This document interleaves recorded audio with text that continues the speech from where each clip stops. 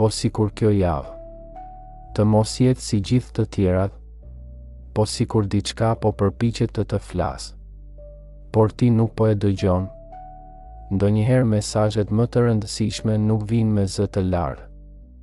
Ato vinë në heshtje, në ndjenja të papritura, në mendime që nuk largohen, dhe shumica e njerëzve i injorojnë. Por ata që i kuptojnë, ndryshojnë drejtimin e jetës së tyre, sepse këto nuk janë rastësi, janë shenja, janë paralajmërime, janë udhëzime. Dhe nëse je duke parë këtë, ndoshta nuk është rastësi. Sot do të zbulosh 3 mesazhe të fshehura, që mund të ndryshojnë gjithçka këtë javë. Ndoshta kohët e fundit ke ndjerë diçka të çuditshme. Një ndjenjë që nuk shpjegohet lehtë. Një mendim që kthehet përsëri dhe përsëri. Një zë i brendshëm që të thotë, ndalo. Por ti vazhdon. Sepse je i zënë. Sepse mendon se është vetëm imagjinat. Por çfarë nëse nuk është? Shumë herë, Zoti nuk flet me zhurmë. Ai flet përmes qetësisë, përmes asaj ndjenje që të ndalon, që të bën të reflektosh, që të shtyn të mos marrësh një vendim të nxituar. Ky është mesazhi i parë. Mos e shpërfill atë ndjenjë, sepse ndonjëherë ajo që duket si një ndalesë është në të vërtetë një mbrojtje. Ndoshta ke ndjerë kohët e fundit, se diçka në jetën tënde nuk është më si më parë. Gjëra që dikur kishin kuptim tani duken bosh. Njerëz me të cilët ishe afër duken më të largët. Situata që toleroje tani të rëndojnë. Dhe brenda teje lind një ndjenjë e fortë, se diçka duhet të ndryshojë. Shumë njerëz e luftojnë këtë ndjenjë, sepse ndryshimi tremb.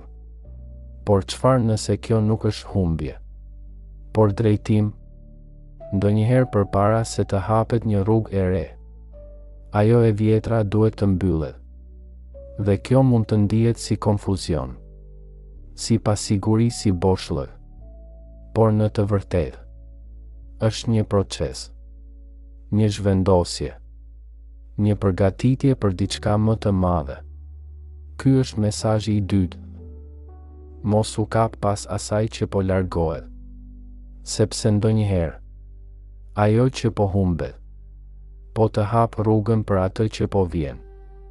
Ka momente kur ndihesh sikur nuk je vetëm, jo në kuptimin e frikës, por në një mënyrë më të thellë, sikur dikush po të vëzhgon, po të udhëheq, po të mbron pa u dukur.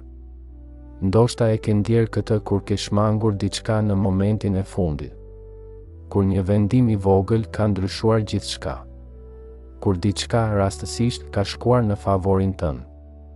Disa e quajnë fat, të tjerë e quajnë drejtim, por shumë besojnë se nuk është rastësi. Ky është mesazhi i tretë. Ti nuk je vetëm në këtë javë. Ka një forcë që po të udhëheq, edhe kur nuk e kupton plotësisht. Dhe ndonjëherë, ajo që duket si rastësi, është në të vërtetë një përgjigje. Ndoshta këto nuk janë vetëm fjalë. Ndoshta janë për ty. Sepse jo çdo video të gjen rastësisht. Disa të gjejnë sepse duhet t'i dëgjosh. Nëse ke ndjerë një nga këto mesazhe, mos e injoro më. Ndalo. Dëgjo. Reflekto.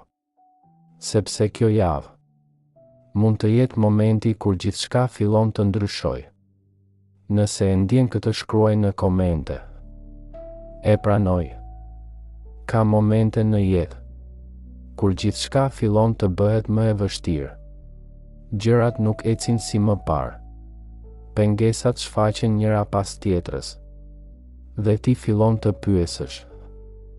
Pse po ndodh kjo? Shumë njerëz mendojnë se kjo është fat i keq, se diçka po shkon gabim. Por ndonjëherë nuk është një pengesë, Është një provë. Një moment ku forca jote po formohet. Ku durimi yt po testohet. Ku besimi yt po vihet në provë. Sepse pa provë nuk ka rritje.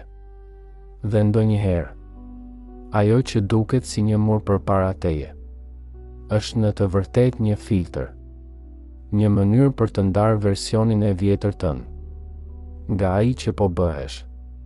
Ky është mesazhi i katërt. Mos u dorëzo në momentin më të vështirë, sepse mund të jetë pikërisht ai moment që po të ndryshon përgjithmonë.